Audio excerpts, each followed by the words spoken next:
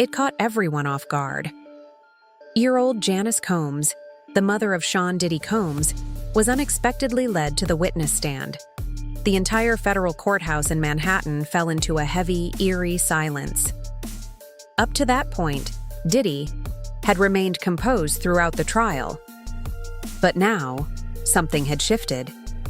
He looked visibly tense. His lawyers exchanged nervous glances. The prosecution straightened up in their seats. Everyone sensed it. Something big was about to happen. If you're new here, hit that like button and subscribe. We're bringing you raw, fact-based coverage of high-profile cases like this, without the fluff or filtered narratives. No one, not even insiders, had expected Diddy's own mother to testify. The courtroom, already rattled by the day's explosive proceedings, now held its breath as she slowly approached the front to take her oath. Every eye was on her frail figure. A gasp rippled through the gallery. Even the judge seemed stunned. Janice Combs, the same woman who had supported her son through decades of fame, scandal, and success, was now taking the stand as a witness for the prosecution. There had been no warning, no leaks, no indication. Until this moment, Diddy had carried himself with swagger, smiling at supporters in the gallery, casually conferring with his legal team. But when his mother stepped forward, that mask cracked. His expression dropped. Maybe it was the sight of the one person who always believed in him now turning on him. Maybe he knew what was coming. Whatever it was, it broke him. Diddy no longer looked like a celebrity on trial. He looked like a son, scared, betrayed, and completely exposed. When Janice began speaking, the courtroom wasn't ready. The things she revealed, private conversations, personal concerns, long-held fears, shattered not only his defense, but the image of Diddy the world thought they knew. This wasn't gossip. It wasn't industry hearsay. It was a mother's devastating truth about her own child. Earlier that morning, court had begun like any other day. Quiet chatter filled the room. Lawyers whispered strategies. Reporters set up their laptops. Then came the call. The United States calls Janice Combs.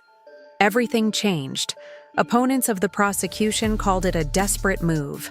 Supporters saw it as a masterstroke.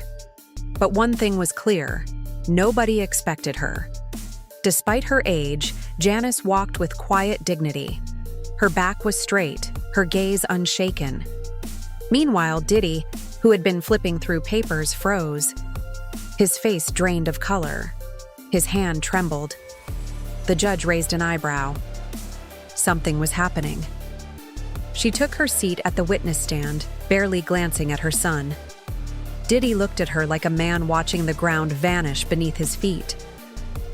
"Mrs. Combs, thank you for being here," the prosecutor began. "We understand how difficult this must be." Janice gave a small nod. Her calmness was chilling. This wasn't just another witness. This wasn't a former employee or bitter ex. This was the woman who raised him, the one who stood by him through every scandal, every headline. For years, she protected his image. But now, "This is my story," she said.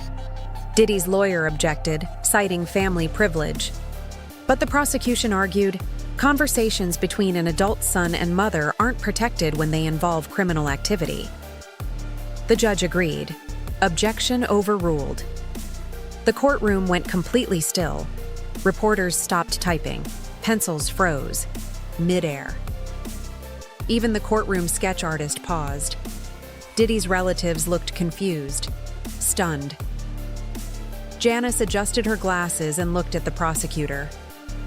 "I've been asked to testify about private conversations I've had with my son. Things I've seen. Things I can no longer stay silent about," she said. "I'm here to tell the truth, no matter how painful."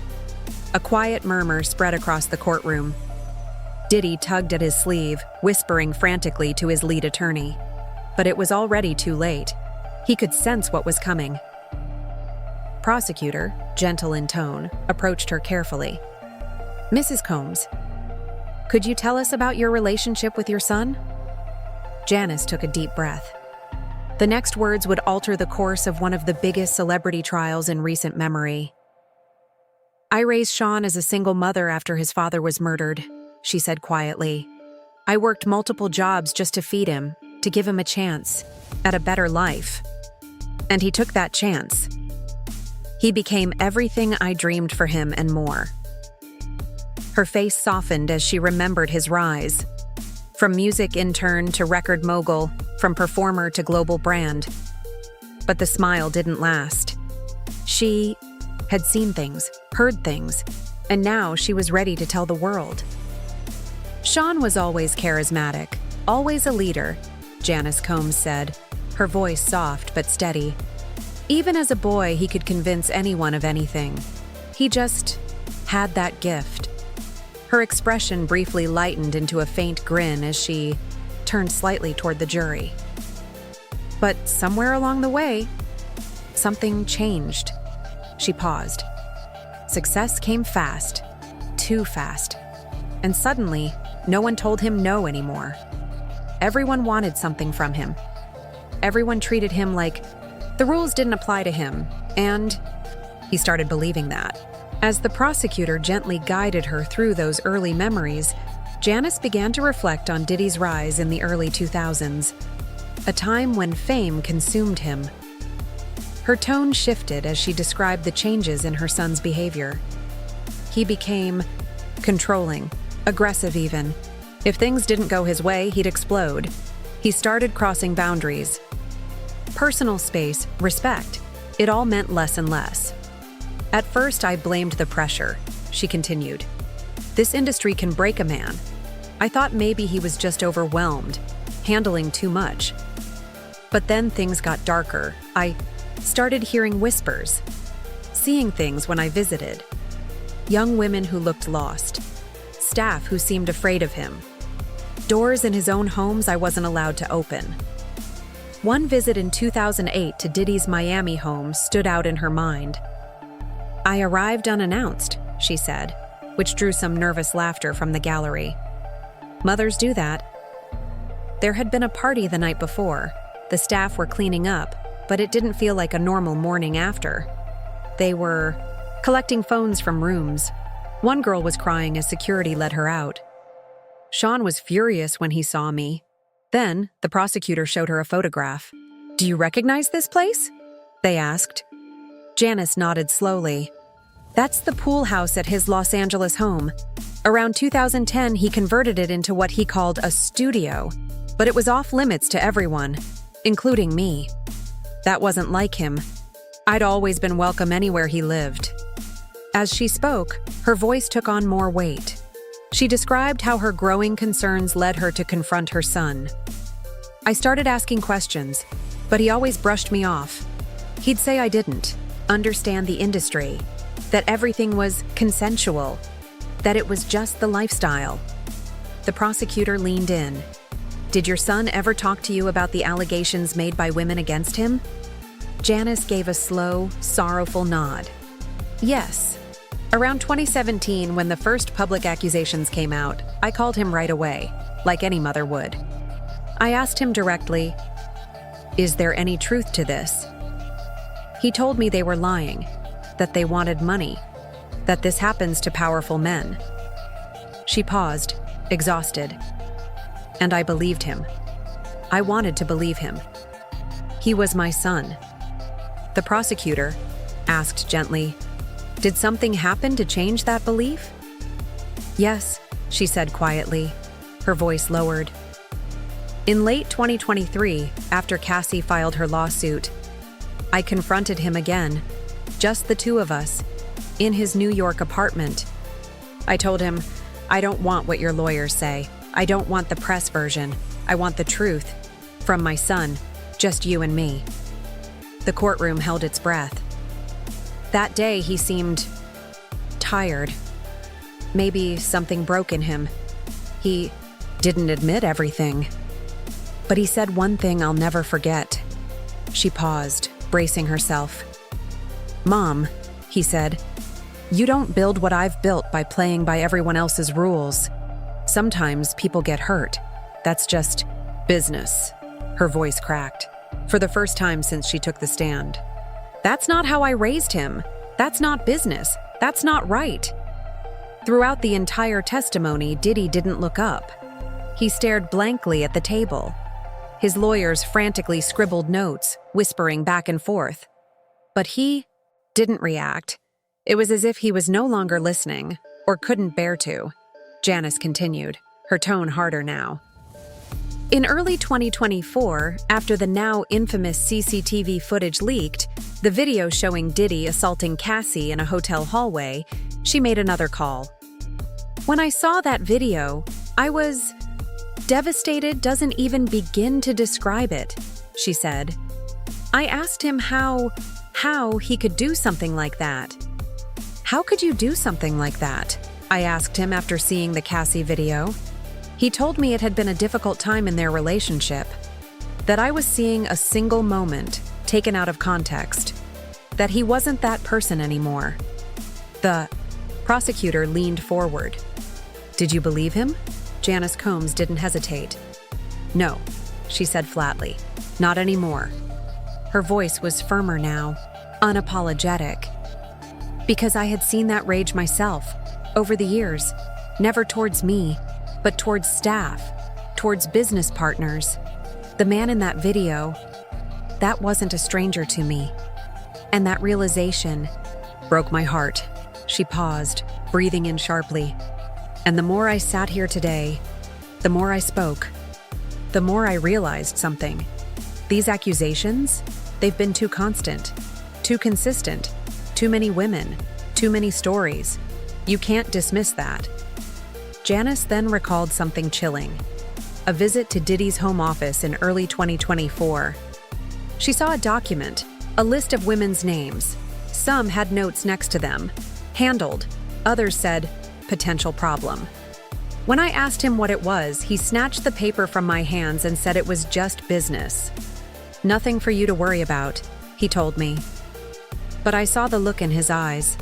She looked at the prosecutor with calm intensity. As a mother, you know when your child is hiding something, even when they're grown. The prosecutor showed her another exhibit. Do you recognize this document? Janice examined it, then gave a slow, deliberate nod. Yes, these are the notes I started keeping. After that conversation, I began writing down everything. The things I'd seen, the conversations I couldn't forget, the behavior that haunted me. The prosecutor asked, why did you start keeping those notes? Because I was afraid I was losing perspective, she said. That my love for my son was clouding my judgment. Writing it down helped me see the pattern, and what I saw terrified me. For the first time since she took the stand, Diddy looked up. His eyes locked with his mother's. No words were exchanged, but everything was said in that silent stare. Hurt, betrayal, maybe even a sliver of understanding. But Janice didn't flinch. She turned back to the prosecutor and said firmly, I love my son. That will never change. But I can't lie anymore. I can't stay silent. Too many people have been hurt. The courtroom was completely still. Then came the toughest question yet. Mrs. Combs, I want to ask about a conversation you had with your son in April, after his arrest, but before this trial began. Can you tell the court what was said? Janice inhaled, adjusting her posture, preparing herself. Yes, I visited Sean in detention. They gave us a private room, special treatment because of who he is. I told him, Sean, I'm your mother. I love you unconditionally. But I need the truth before I stand beside you in public. What am I standing behind? The courtroom hung on her every word. He was quiet at first, for a long time. Then he said, The truth is, I created a world where I made the rules, where what I wanted happened, where people either played along or got pushed aside. Was it always right? No. Did people get hurt? Yes. But that's how power works, Ma. That's how it's always worked. Janice's voice cracked again, but she kept speaking. I asked him about the parties, the recordings, the drugs, the threats. I needed him to tell me it wasn't true. But the prosecutor interjected. Did he deny it? Janice shook her head slowly. No. He said, it's complicated. Everything started out consensual. No one was forced. But once you're in that world, the lines blur. People change their minds. But by then, they've already taken the money, the opportunity. Her hands trembled slightly.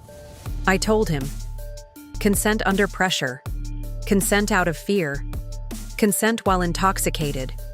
That's not real consent. And then he said something that made the courtroom shift in their seats. That's not how it works in my world, Janice said, quoting him word for word. At the defense table, Diddy's attorneys were visibly anxious. His lead lawyer scribbled a note and shoved it toward him, but Diddy didn't look. He just kept staring at his mother. Did your son ever directly admit to the crimes he's charged with? The prosecutor asked. Janice replied, not in those words, but he told me enough to understand the truth. She turned toward the jury, locking eyes with them. He said, the system I built worked for years. Everyone got what they wanted.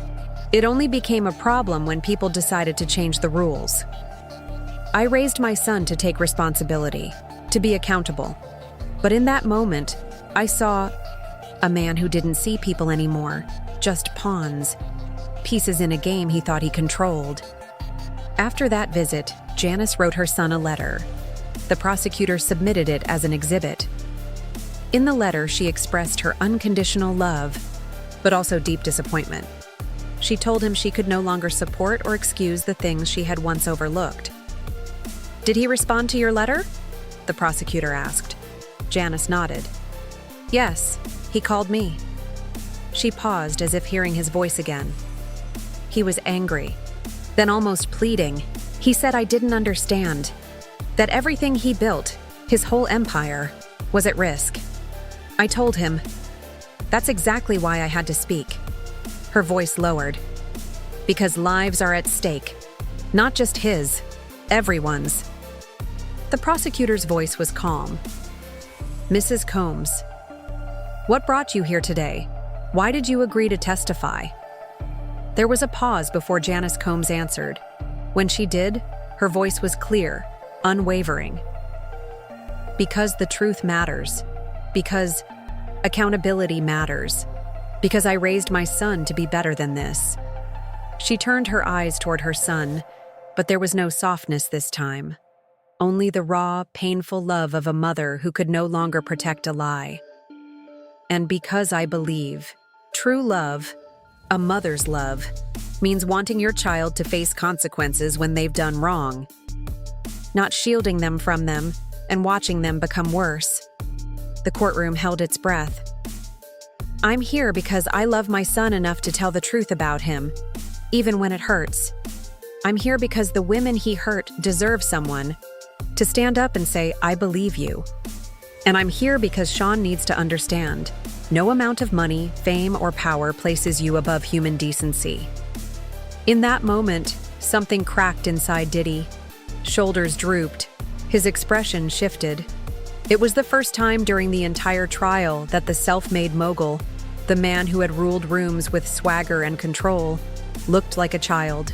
Again, the only verdict that truly shook him was his mother's disappointment.